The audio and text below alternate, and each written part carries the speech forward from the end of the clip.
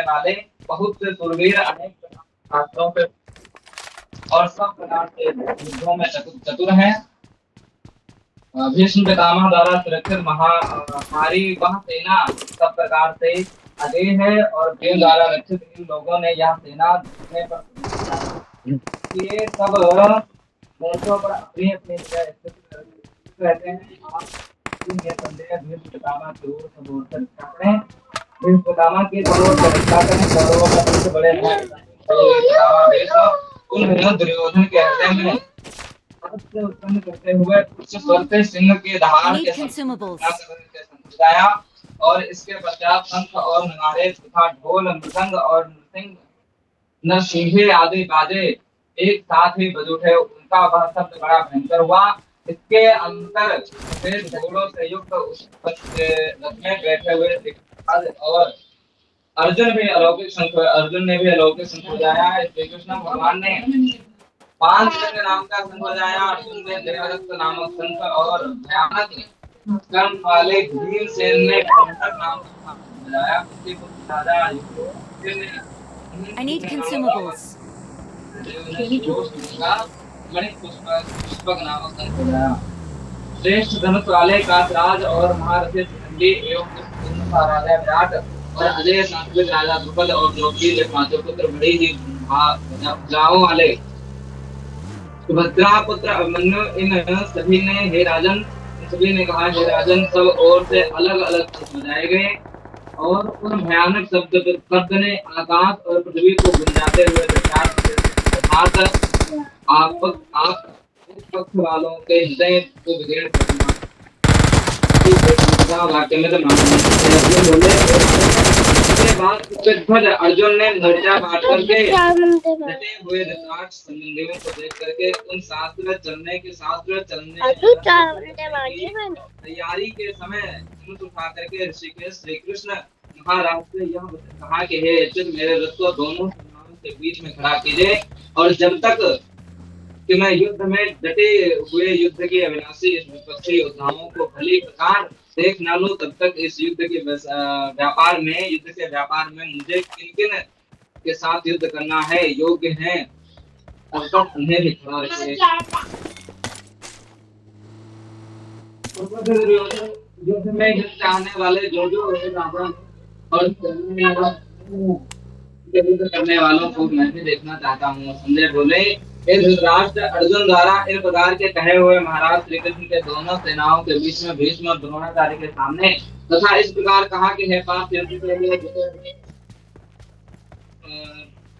प्रथा पुत्र अर्जुन ने दोनों ही सेनाओं में स्थित काऊ दाता को दादाओं को परदादाओं को गुरुओं को मामाओं को भाइयों को पौत्रों को तथा मित्रों को ससुरों को और हृदयों को भी देखा और वह 27वें का पूर्वार्ध उन संपूर्ण बंधुओं के शोक करते हुए यह वचन बोले उनका उत्तरार्ध और 26वां का पूर्वार्ध अर्जुन अर्जुन कहने लगे हे कृष्ण युद्ध में डटे हुए युद्ध के अभिलाषी स्वजन समुदाय को देख करके मेरे अंग शिथिल हो जा रहे हैं और मुख सूख रहा है। मैं क्या करूं तथा मेरे शरीर में कंपन भी हो रहा है रोमांच हो रहा है। देखता उत्तरार्ध और हाथ से गांडीव धनुष गिरा जा रहा है। त्वचा भी बहुत जल सी रही है। मेरा मन भ्रमित हो रहा है। मैं खड़ा एक ऐसा मैं लक्षण देखा हूँ और युद्ध में बुला समुदाय को देख करके मार के मेरा कल्याण भी नहीं हो सकता।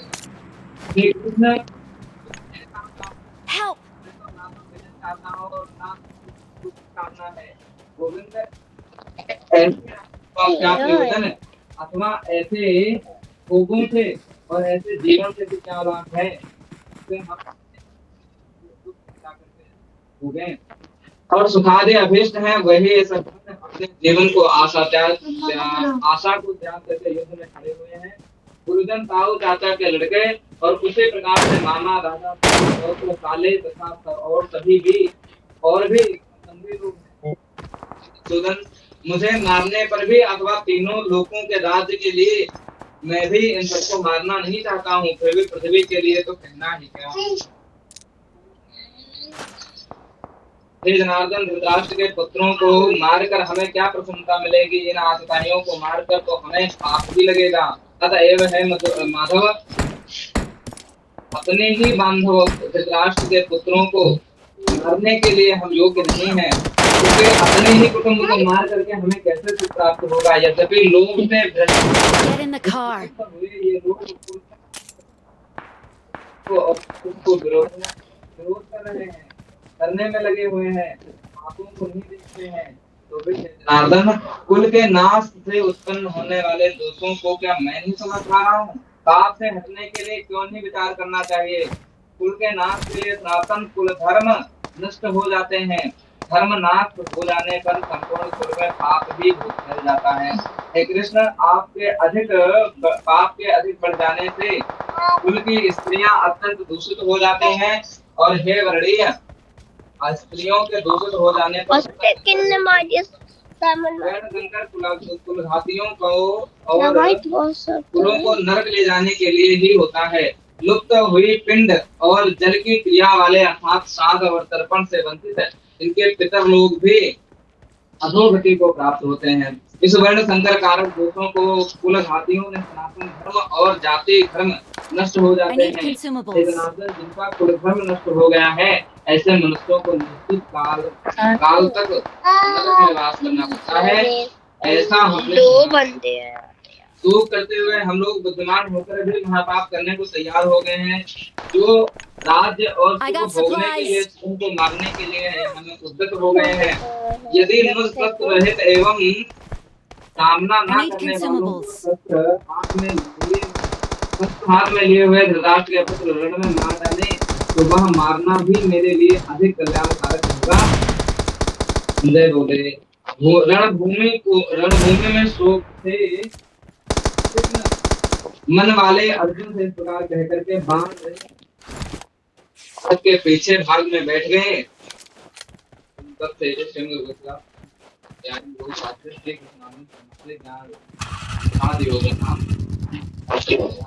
दूसरे अध्याय में कह रहे हैं, संजय जी बोले, तंग था कृपया विष्णु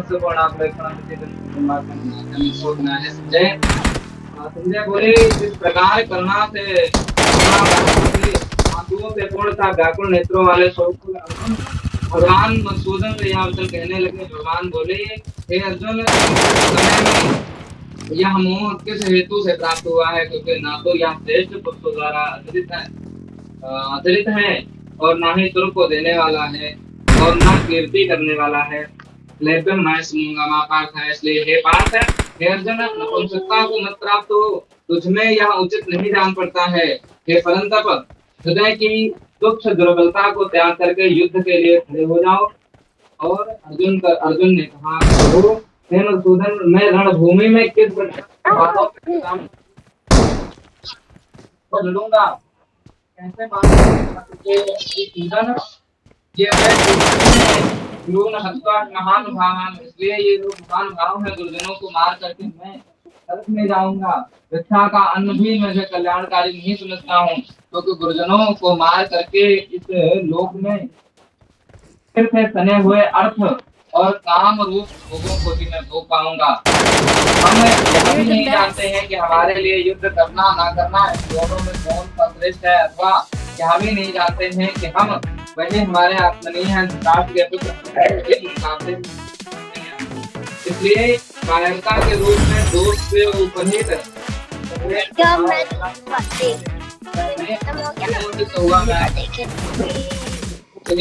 आपका